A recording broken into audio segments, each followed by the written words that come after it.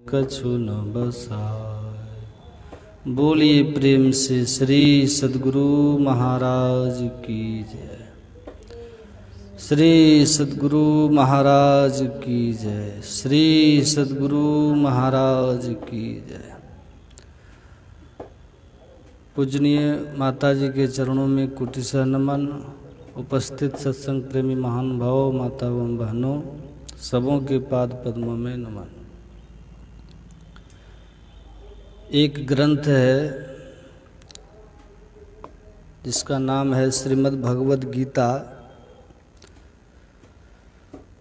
तो गीता में भगवान श्री कृष्ण से जब अर्जुन ने तत्व ज्ञान की बात कही तो भगवान कृष्ण ने वहाँ पर कहा कि तद्विद्धि प्रणिपातेन परिप्रश्नेन सेवया उपदेक्षन्ति ते ज्ञानम ज्ञानिनस् तत्वदर्शिनः। हे अर्जुन, ईश्वर के तत्व रूप से अगर जानना चाहते हो तो किसी तत्वदर्शी संत सद्गुरु के पास जाओ, प्रणिपात करो और श्रद्धा से नमन करो, उनकी सेवा करो, तो वो गुरु दयाल दया कर दिए भेद बताए, वो भेद बता देंगे। वेद सबसे पुराना ग्रंथ है, हमारे धर्म का स्रोत है वेद। उस वेद में भी लिखा है, बड़ी अच्छी बात उसमें लिखी है कि गुरु की महिमा उसमें क्या लिखा है, सुनिए। गुरुर् ब्रह्मा गुरुर्विष्णु गुरुर्देवो सदाशिवः। कहते कहते क्या कहे, यथा गुरु तथा विशेष, यथा विशेष तथा गुरु, पूजनीय महाभक्तो न भेदो विद्यते अनाया। जैसे ईश्वर हैं वैसे गुरु हैं, जैसे गुरु हैं वैसे ही ईश्वर हैं। कृपा सिंधु नर रूप हरि, नर के रूप में साक्षात ईश्वर है। उनका पूजन वंदन करना है। मोक्ष पाने के इच्छा रखने वाले, दुख से छूटने की चाह रखने वाले को उसके अतिरिक्त उपाय नहीं। आप पौराणिक ग्रंथों को पढ़ें, भगवान शिव की बड़ी चर्चा है। स्कंद पुराण में गुरु गीता है। जिस तरह महाभारत में गीता है, उसी तरह स्कंद पुराण में गुरु गीता है। भगवान शिव पार्वती का संवाद है उसमें। वहाँ भी शरीरस्थ जीवात्मा को मोक्ष सुख की अनुभूति के लिए, आत्मानुभूति के लिए, दुख से छूटने के लिए, जीव से शिव की अवस्था प्राप्त करने के लिए भगवान शिव माता पार्वती के पूछे जाने पर कि केन मार्गेन भो स्वामी देहि ब्रह्मयो भवेत, किस उपाय से, किस साधन से जीव ब्रह्म अवस्था को प्राप्त कर लेगा और दुख से मुक्त हो जाएगा। तो वहाँ भगवान शिव ने स्वयं माता पार्वती से कहा, देहि ब्रह्म भवेत यस्मात् तत्कृपार्थम वदाम्य हम सर्व पाप विमुक्त आत्मा श्री गुरु पद सेवनात्। हे पार्वती, शरीर संसार में फंस करके दैहिक दैविक भौतिक तापों के साथ साथ जन्म मरण आदि के अनंत काल से दुख भोग रहे ये जीव मोक्ष कब पाएगा? जब वह गुरु की कृपा प्राप्त कर लेगा।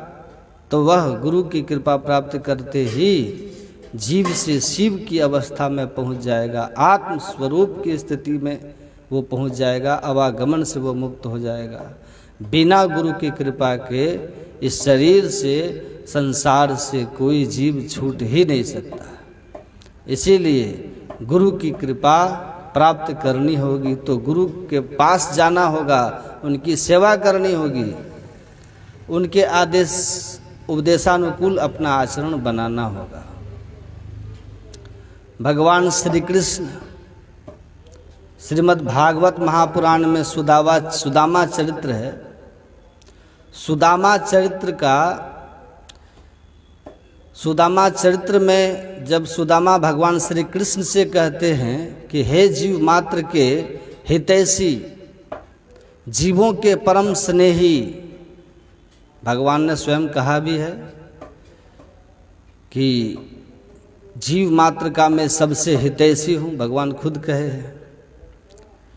तो वही सुदामा जी कहते हैं, आप किसी जीव पर कब प्रसन्न होकर के कृपा करते हैं जिससे उसका परम कल्याण हो जाता है। तो भगवान श्री कृष्ण ने कहा, नाहमिज्या प्रजातिभ्याम तपसा पस्मेन वा तुष्येयम सर्वभूतात्मा गुरु श्री गुरु पद सेवनात्। हे मित्र सुदामा, न ब्रह्मचर्य व्रत मात्र धारण करने से, न गृहस्थाश्रम के कर्तव्य कर्मों के निर्वाह मात्र से, न वानप्रस्थी या संन्यास जीवन स्वीकार कर लेने से मैं किसी जीव पर कृपा करता हूँ। मैं उसी जीव पर कृपा करता हूँ जो जीव, मनुष्य शरीरधारी जीव, अपनी सेवा से, अपनी आचार विचार व्यवहार और आचरण से अपने गुरु को प्रसन्न कर लेता है। जो अपने गुरु को प्रसन्न कर लेता है उस पर मैं तत्क्षण प्रसन्न होकर के कृपा करता हूं, जिससे उसका उद्धार हो जाता है। तो कोई भी ग्रंथ, बाइबिल हो, बाइबिल में भी ईसा मसीह का जहां उपदेश है वहां वो भी यही बात कहते हैं, प्रभु ईसा मसीह भी यही बात कहते हैं। प्रभु ईसा मसीह क्या कहते हैं? प्रभु ईसा मसीह कहते हैं कि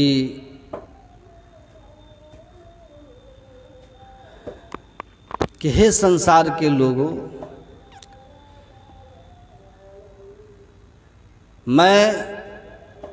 मैं का अर्थ वहाँ क्या है? वह संतत्व की अवस्था में पहुँचा हुआ, ईश्वर से अभेदता की स्थिति। गुरु क्या है? जो ईश्वर को प्राप्त करके स्वयं ईश्वर हो गए हों और नर रूप में वो हरि हैं, ब्रह्मज्ञानी आप परमेश्वर। गुरु नानक देव जी महाराज कहते हैं ब्रह्मज्ञानी स्वयं परमात्मा है। भगवान श्री राम ने भी कहा, दर्शना दर्शने हित्वा स्वयं केवल रूपतः यह आस्ते कपि शार्दुल ब्रह्म स ब्रह्मविद स्वयं।